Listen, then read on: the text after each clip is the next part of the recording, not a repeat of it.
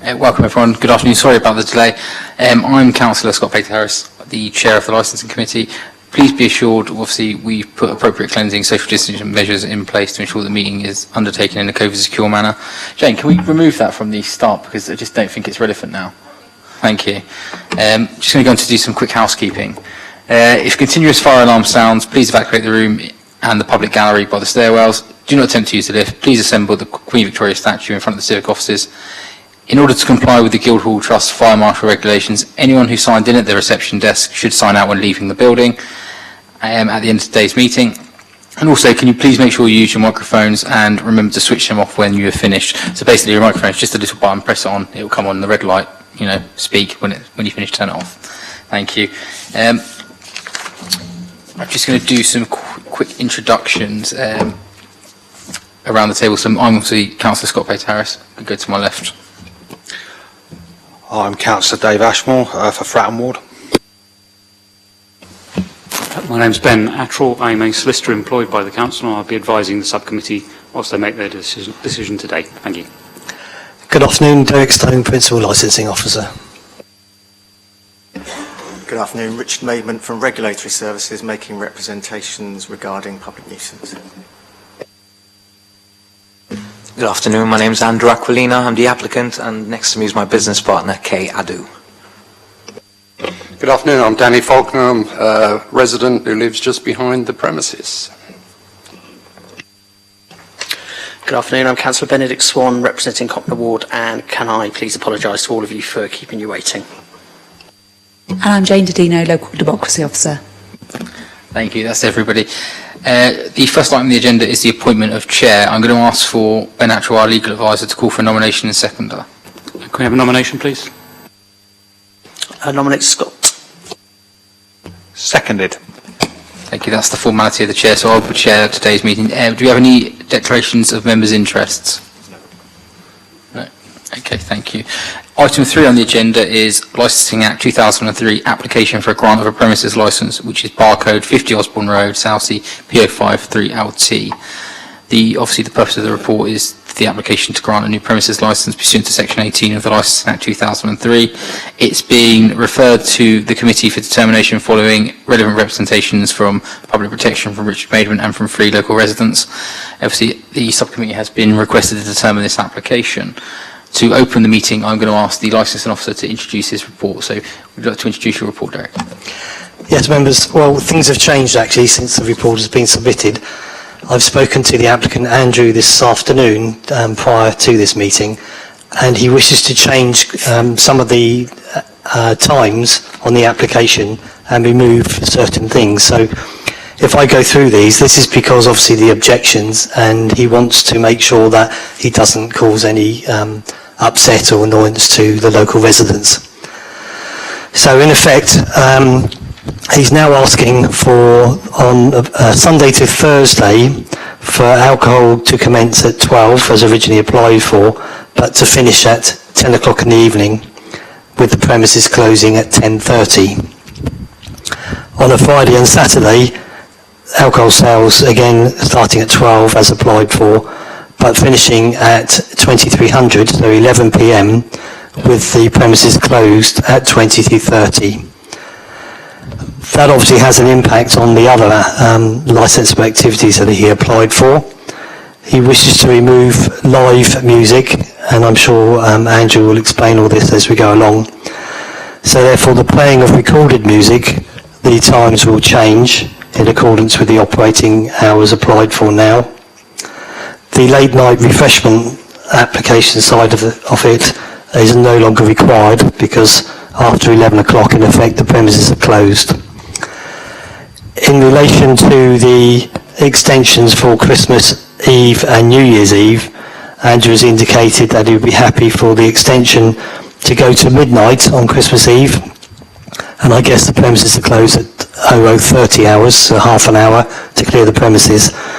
And again for New Year's Eve to go to 12:30, obviously to allow the New Year to be seen in and the premises to be closed by 1 o'clock. As you've already said, there have been some representations. I don't need to go into those today because obviously Richard Maidment from Regulatory Services is here to speak to you, and also Mr Faulkner is here as one of the residents. But you do need to take into account the other representations that have been made, which are written before you and are in Appendix C. I don't think I need to say any more, other than to say that I'm obviously here throughout the proceedings, should you need any further information or instructions. Thank you. Members, do we have any questions? No. Just a quick one, Derek, just for some clarity. So, sale of alcohol both on and off premises, obviously in the report it says to 11, that's been changed to what time? Just so I can make notes of this quickly. So the sale of alcohol now Yeah. will be from 12 to 2200 hours, Sunday to Thursday, and on a Friday, 12 to 2300 hours. And performance of live music's gone, Correct? and obviously playing and recorded music corresponds with the sale of alcohol. Correct. Yeah, that's fine. And obviously later on refreshment's gone as well because obviously we're closed. Okay, that's fine. That's fine. Just for some clarity, thank you. No questions, members? Okay. Do you have any questions for the officer? No. Richard, do you have any questions? No. Mr. Faulkner, do you have any questions for the licensing manager? No, I'm pleased you've made those changes. That's much appreciated. The only fear I have is that there may be, an application to extend the hours. This might just be a foot in the door because I've seen it before. And also, it's not so much that when the people are in the premises, it's when they leave the premises. Okay. And Do you have any question specifically for our licensing officer? my apologies, no. No, it's fine. You do get your chance in a moment, don't worry. Okay, I won't forget you. Thank you. I promise. So, obviously, thank you for that, Derek. I'm going to move on to the applicant to obviously present their case, and I'm happy to present your case. Yep, certainly. Thank you very much. So, as we've heard, that we have reduced our hours. That is to please our neighbours, and also as a business, we think that would be more viable for us. We are not looking. We understand what is in Palmerston Road and Osborne Road at the moment. We are looking to, if I may use other bars and clubs as references, we're not looking to have like a drift bar clientele. That's not what we're aiming for. We're aiming for more like Chambers, which is just on King's Road. It's a much more relaxed environment. We are doing food. We'll be doing food, table service only. When that finishes at 7 p.m, we will be then turning into a bar. Again, not a loud late night bar. That is not what we're going for. I have worked in the city for 17 years now in bars, and I understand these issues that neighbours have, and I've always wanted to work with them to make sure that they are happy. So yeah. Anything else you want to add? Not at the moment, but if anything comes up, I'll be happy to explain anything else as well, of course. Members, do we have any questions? Dave? No. No, I don't have anything that I want. I think I appreciate the fact that you've changed your hours, so thank you. I think that's quite interesting. I'm going to pass over to Richard. Do you have any questions? Okay. Derek, do you have any questions? No. Do you have any questions, Ben? Just a brief question about the amendment of the hours. It was mentioned that on Christmas Eve and New Year's Eve, the hours would be extended for closing, but what wasn't mentioned was what would happen to the hours for the sale of alcohol. So I just wondered if you could just confirm what your intentions were for on those evenings when you've obviously got longer hours. Yeah, certainly. So we are looking to sell alcohol at those times as well. So on Christmas Eve would be sell alcohol until midnight. On the New Year's Eve until 12:30, as we said, closing half an hour later at 1 o'clock in the morning. Okay. Ms. Faulkner, do you have any questions for the applicant? No, just a general observation, if I may. Yeah, of course you can. A few years ago, you remember Time and Envy were moved from South Parade and everything was going to go to Guildhall. Then we saw the growth of Palmerston Road. I think Palmerston Road is pretty full up now, with bars and restaurants. And now we're seeing the expansion into Osborne Road, with pools, with rapscallions, with shenanigans, with the Greenwich pub. How many more bars do you really need on Osborne Road? because I'm in dispute with Pizza Go-Go at the moment, because when all these guys leave your bars, they go and stand outside Pizza Go-Go, which has a license till 3 in the morning, okay? And every night I'm getting woken up by Pizza Go-Go drunken people, okay? And I'm just at my wit's end, and I just think what this is going to do is just feed more people into the area, which is full up already with drunken people. Do we really need any more? Thank you for that, Mr. Faulkner. Thanks. I'm going to hand over to Richard Maidment from Environmental Health to put his case over. Thank you, Councillor. In light of these changes to the times, I don't have any problems with this application. What I would like to recommend, though, is that I have some conditions which I'd like to be placed on the licence if it's granted. I've already spoken to the applicant and he's in agreement with these. That's all I really have to say. Thank you. Have you got the conditions in front of you? That was going to be my question. What are they? I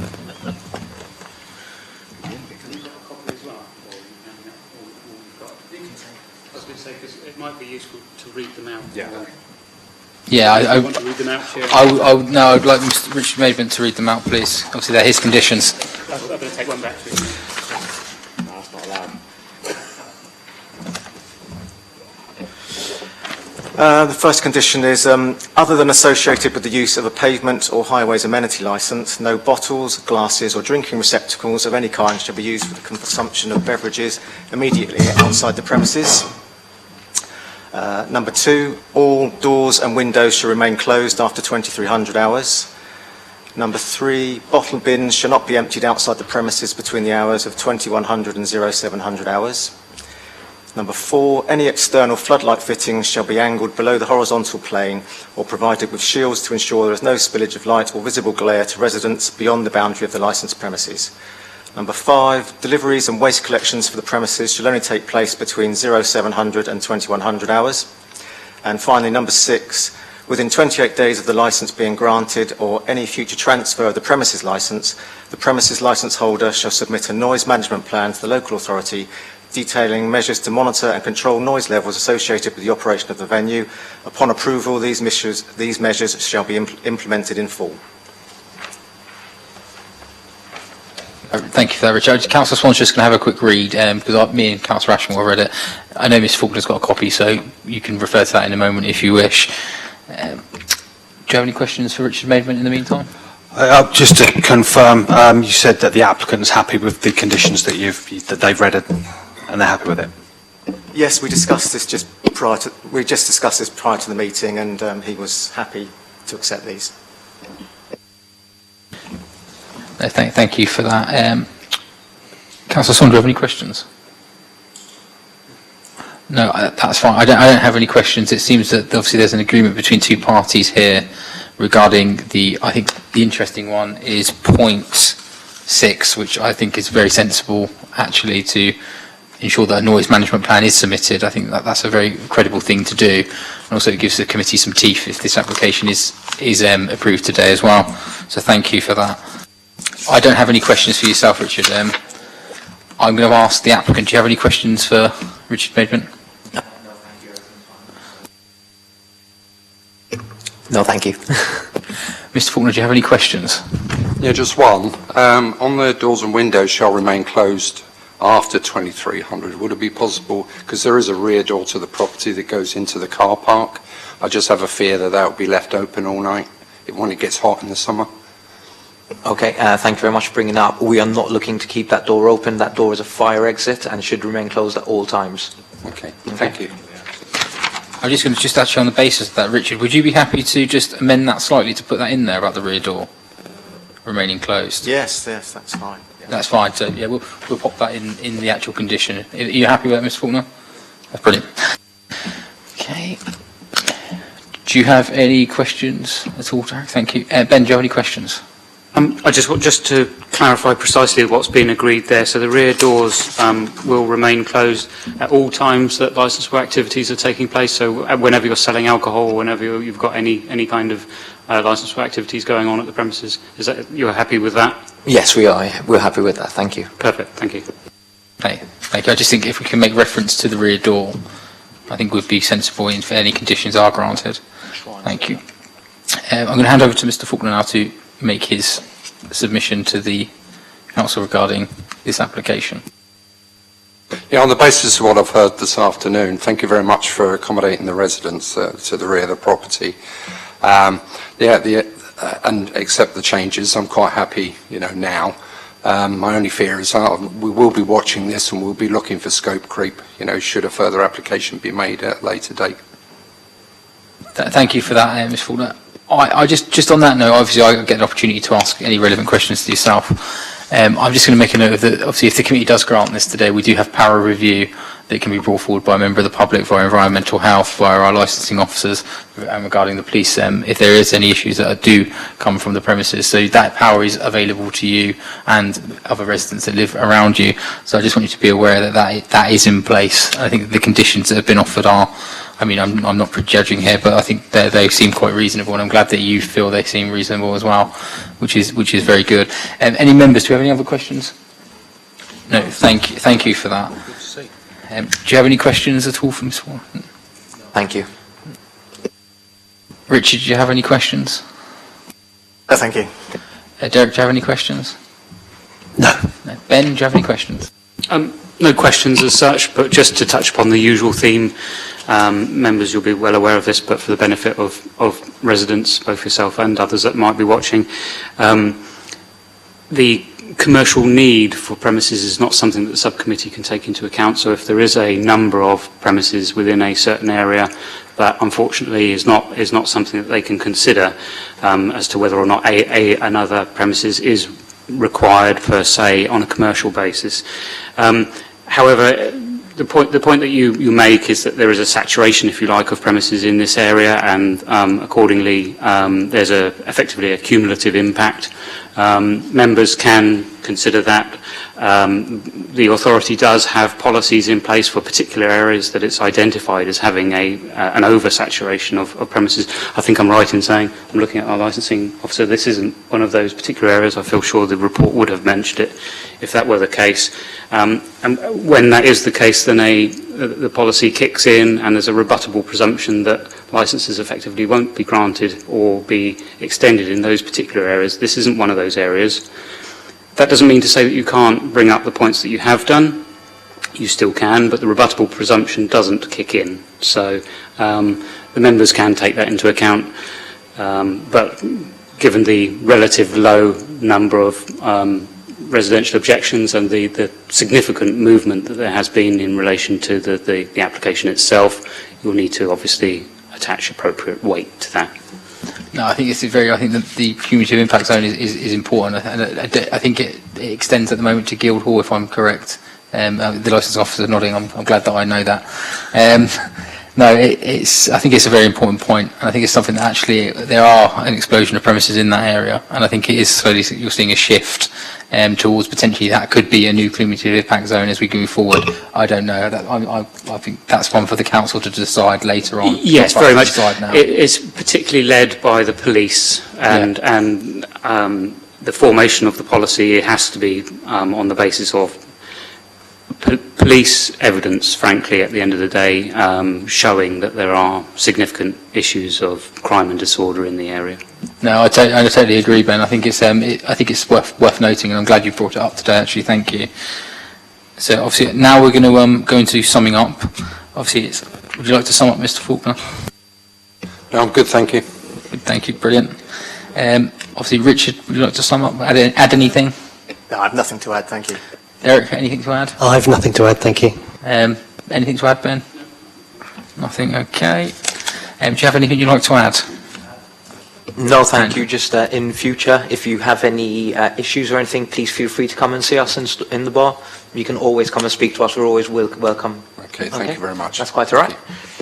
Thank you for that. Is everyone happy that they've said everything they want to say? Okay, I'm getting lots of nods. That's brilliant. What we're going to do now is we're going to go into closed session to make a decision based on the information we have. It is currently 4:45. I envision we'll probably be back about 5:15, Ben? Yes, I think About that's... 5:15. I think you can say that it won't be before 5:15. Won't It be might before. take a little bit longer, perhaps, depending on, obviously you're going to have to make your decision, issue your reasons and formulate those. So you can go away safe in the knowledge that the subcommittee won't reconvene before 5:15. 5:15. We'll have a decision. Won't be before then, but we will make one. Okay, thank you. But thank you for your time and thank you for coming today. And thank you for everyone for being very reasonable. It's very nice. Thank you.